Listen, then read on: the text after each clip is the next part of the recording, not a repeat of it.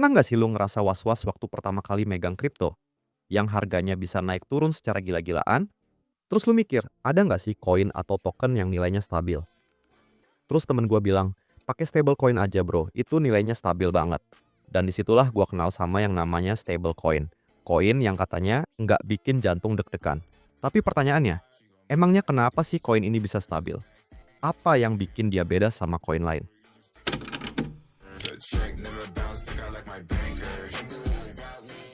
Nah, gue bakal kasih analogi biar gampang. Lu pernah belanja online yang sistemnya pre-order kan? Lu bayar sekarang, tapi barangnya baru datang 2 minggu lagi. Nah, harganya bisa aja naik atau turun tergantung bahan baku, ongkir, dan macam-macam faktor lainnya. Itu kayak Bitcoin atau Ethereum, yang harganya naik turun terus tergantung pasar. Lu bisa dapat untung gede, tapi bisa juga rugi gila-gilaan. Tapi kalau lu beli barang yang ready stock di toko, udah fix harganya. Lu bayar sekarang, barang langsung dikirim. Nah, ini ibarat kayak stablecoin, yang harganya udah diset stabil. Jadi simpelnya, stablecoin itu koin yang dirancang biar nilainya tetap stabil, biasanya nyamain nilai mata uang dunia nyata, kayak dolar Amerika. Misalnya, 1 USDT setara 1 USD. 1 USDC setara 1 USD juga. Dan itu diusahakan selalu segitu. Lu pasti langsung mikir, lah, masa ia bisa stabil terus sih? Kan ini dunia kripto yang semuanya serba volatil.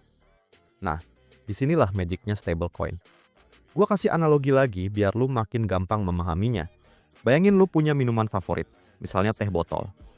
Teh botol yang asli atau ori itu rasanya selalu sama. Mau lu beli di Jakarta atau di Surabaya, tetap segernya segitu-segitu aja. Kenapa bisa begitu? Karena dia punya resep, standar, dan kontrol produksi yang ketat. Kalau rasanya berubah dikit aja, konsumen bisa kabur. Nah, stablecoin juga begitu. Dia nyamain nilainya ke dolar dengan berbagai cara. Dan cara-cara ini ada beberapa jenis. Nah, yang pertama, fiat-backed stablecoin. Ini stablecoin yang di-backup sama uang beneran. Misalnya, setiap 1 USDT yang lu punya, itu ada $1 beneran yang disimpan di bank. Jadi setiap kali lu ngeluarin koin digital, tapi di belakang layar, ada uang nyata yang jamin itu, koin itu tetap punya nilai. Gampangnya gini, lu bikin kupon jajan buat temen-temen lu. Tapi setiap kupon yang lu keluarin, lu simpen uang asli di dompet. Jadi kalau temen lu mau nuker kupon itu, lu tinggal kasih uangnya. Yang kedua, ada yang namanya crypto-backed stablecoin. Nah, ini agak beda bro. Dia nggak dijamin pakai uang fiat, tapi sama kripto lain. Misalnya kayak Ethereum. Nah, sampai sini lu mikir, lah, Ethereum itu kan harganya volatil. Terus, kenapa stablecoinnya bisa stabil? Nah, gue bakal kasih contoh simpelnya. Karena kripto harganya fluktuatif, si stablecoin ini harus over collateralize. Artinya, lu jamin $100 buat dapetin stablecoin senilai $50 misalnya. Jadi kalau harga jaminan turun, masih ada bantalan. Kayak lu minjem duit ke temen, tapi jaminin motor. Nilai motornya lebih gede dari duit yang lu pinjem. Jadi si temen masih tenang. Dan yang terakhir, ada yang namanya algorithmic stablecoin. Nah ini, stablecoin yang paling eksperimental. Dia nggak dijamin pakai uang nyata atau kripto, tapi pakai sistem algoritma yang ngatur supply dan demand. Kalau harga stablecoinnya naik dari $1, sistem bakal keluarin lebih banyak koin biar harga turun. Kalau harganya turun dari $1, sistem bakal tarik koin dari peredaran biar harga naik. Mirip kayak tukang gorengan yang ngatur stok sesuai permintaan. Tapi sistem ini masih dalam tahap eksperimen jadi kadang gagal juga. Nah, kalau diibaratin, stablecoin model ini kayak teh botol versi homemade. Kadang rasanya manis, tapi kadang rasanya pahit. Tapi dari semua itu, yang paling banyak dipakai dan dipercaya sekarang adalah fiat-backed kayak USDT dan USDC. Karena ada uang nyata yang jamin, orang jadi lebih percaya dan tenang pakai itu buat transaksi atau simpen dana.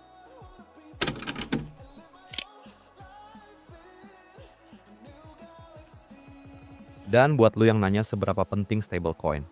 Stablecoin itu penting banget bro, karena dia jadi jembatan antara dunia nyata dan dunia kripto.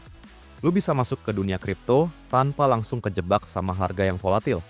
Lu bisa kirim uang, trading, atau simpan aset dengan rasa aman, tanpa takut tiap hari deg-degan lihat harga naik turun. Nah sampai sini, lu mulai kebayangkan kenapa stablecoin bisa stabil dan kenapa dia penting. Nah sekarang, Gua mau ajak lu mikir lebih dalam tentang stablecoin. Coba lu pikir, emangnya siapa sih yang ngatur semua ini? Apakah bisa dipercaya atau enggak? Dan yang paling penting, aman nggak kalau gua naruh duit banyak di stablecoin? Jujur ya, ini pertanyaan penting banget. Karena banyak orang ngira stablecoin tuh bebas risiko. Padahal, mereka nggak sepenuhnya bebas dari resiko. Gua mulai dari stablecoin paling terkenal dulu, yaitu USDT Tether. Ini udah lama banget ada di dunia kripto dan paling banyak dipakai. Tapi tahu nggak sih, dulu tuh sempet rame, orang pada nanya, beneran nggak sih USDT itu di backup 1:1 sama dolar? Soalnya, waktu dia baru muncul, transparansinya agak kabur. Audit keuangannya nggak jelas, dan Tether sendiri ngaku sempet pakai aset lain juga buat backup. Nah, dari sini kita bisa lihat satu hal penting. Stablecoin itu stabil selama pihak yang menjamin bisa dipercaya dan transparan.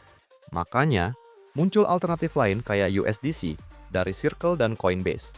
Mereka lebih transparan, sering publish laporan keuangan, dan diaudit sama pihak ketiga. Jadi orang lebih tenang. Tapi walaupun fiat-backed stablecoin kelihatannya aman, tetap ada yang namanya risiko sentralisasi. Karena koin-koin ini dikontrol sama perusahaan, jadi kalau tiba-tiba perusahaannya dibekukan, ada kasus hukum, atau akses ke bank mereka ditutup, ya urusannya bisa gawat. Lu inget gak waktu kasus Silicon Valley Bank collapse?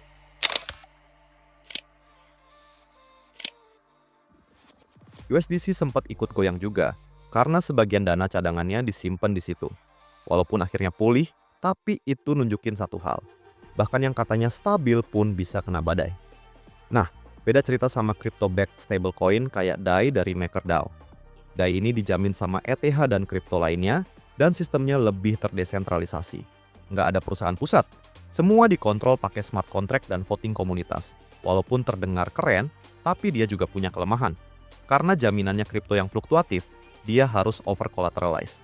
Artinya, lu harus setor jaminan lebih banyak daripada nilai stablecoin-nya. Kayak lu harus gadai motor 15 juta, cuman buat pinjem 10 juta. Aman sih, tapi nggak efisien. Dan satu hal lagi, kalau harga ETH jatuh dalam waktu singkat, sistem bisa panik. Kolateral bisa dilikuidasi otomatis. Kalau nggak cepat ditangani, bisa kayak kartu domino yang jatuh satu persatu. Sekarang kita lanjut ke stablecoin algoritmik. Ini tipe yang paling banyak drama. Lu pernah dengar nama Terra USD? Yap, ini stablecoin algoritmik yang dulu sempat heboh banget. Tapi akhirnya, kolaps total di tahun 2022. Nah, sekarang gue bakal jelasin sistemnya secara simple. Jadi USD itu dijaga nilainya lewat hubungan sama token Luna. Kalau USD di atas $1, sistem bakar USD buat mint Luna, dan sebaliknya. Oh ya, buat kalian yang nggak tahu mint itu proses untuk memperbanyak token atau koin. Misalkan, waktu kepercayaan publik mulai turun, orang-orang rame-rame jual USD. Sistem nggak sanggup ngimbangin. Luna dicetak terus-terusan sampai harganya hancur. USD yang harusnya stabil, malah anjlok. Kalau diibaratin kayak gini, lu bikin teh sendiri di rumah, tapi lu ngandelin feeling buat ngatur rasa. Nggak pakai alat ukur, nggak pakai standar. Begitu ada yang protes, ini terlalu pahit, lu panik. Terus lu masukin gula 1 galon. Alhasil, malah tambah kacau. Jadi intinya, stablecoin bisa stabil kalau sistem jaminannya kuat, transparan, dan dipercaya. Begitu salah satu faktor itu goyah, ya stabilitasnya ikut goyah juga. Dan ini penting banget lu pahami, apalagi kalau lu udah mulai nyimpen dana gede di stablecoin. Jangan cuma lihat, harganya $1, terus lu mikir udah aman. Lihat juga, siapa penerbitnya? Transparansi cadangannya gimana? Backupnya uang beneran atau cuman janji manis? Bisa dicairin kapan aja atau enggak? Karena percaya deh, kripto tuh udah kayak dunia sihir. Banyak yang kelihatannya ajaib, tapi lu tetap harus tahu triknya biar nggak jadi korban sulap. Gue selalu bilang ke teman-teman gue yang baru nyemplung, stablecoin itu penting, tapi lu tetap harus kritis. Jangan mentang-mentang stabil, lu jadi santai. Kalau lu disuruh pilih, lebih nyaman simpen dana di USDT atau USDC? Tulis aja di komen.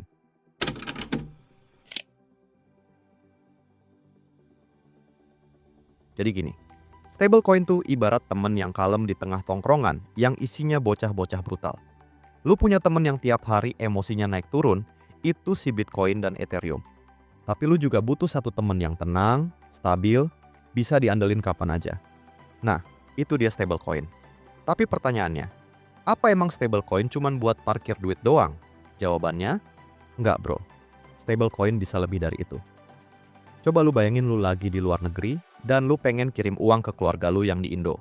Pastinya kalau lu kirim lewat bank, itu bisa makan waktu yang lama dan biaya yang mahal. Tapi kalau lu pakai stablecoin, lu bisa kirim uang kemana aja di seluruh belahan dunia hanya dalam hitungan detik tanpa perlu nunggu hari kerja ataupun biaya transfer yang mahal. Dan karena nilainya stabil, lu nggak usah takut uang yang lu kirim tiba-tiba anjlok karena harga koin lagi down. Itulah kenapa banyak orang di negara berkembang sekarang mulai pakai stablecoin sebagai alat pengiriman uang lintas negara. Gue punya temen di Filipina yang kerja online buat klien di luar negeri. Dia dibayar pakai USDC, dalam hitungan detik uangnya langsung masuk ke wallet dia. Habis itu, dia bisa tukar ke peso kapanpun dia mau. Stablecoin juga sering banget dipakai buat ngamanin keuntungan waktu trading. Misalnya gini, lu beli Ethereum di harga 2 juta, terus naik jadi 3 juta. Terus, lu takut harganya bakal turun lagi? Ya udah, lu tinggal konversi aja ke stablecoin. Dan bukan cuma itu, stablecoin juga penting banget buat pasar DeFi alias Decentralized Finance. Lu bisa pakai stablecoin buat staking, farming, pinjam-meminjam, dan bahkan jadi liquidity provider. Semua itu bisa jalan karena stablecoin nyediain bahan bakar yang stabil buat perputaran dana. Kalau semua transaksi pakai koin yang fluktuatif, sistem bakal jadi nggak efisien, bahkan bisa chaos. Anggap aja lu mau buka warung, tapi setiap kali beli bahan baku, harganya berubah tiap menit. Males banget kan? Nah, stablecoin bikin ekosistem kripto bisa punya semacam mata uang dasar yang stabil. Gue pengen tutup dengan satu pemahaman penting. Stablecoin itu ibarat jembatan antara dunia uang fiat dan dunia kripto. Antara generasi yang terbiasa transfer bank dan generasi baru yang maunya serba cepat dan borderless. Tapi sebagai jembatan, dia tetap perlu fondasi yang kuat. Makanya penting banget buat kita sebagai pengguna kripto, bahkan pemula sekalipun, buat ngerti tentang stablecoin. Karena kalau kita paham cara kerja jembatannya, kita bisa nyebrang dengan tenang. Nah, itu aja untuk video kali ini. See you in the next video.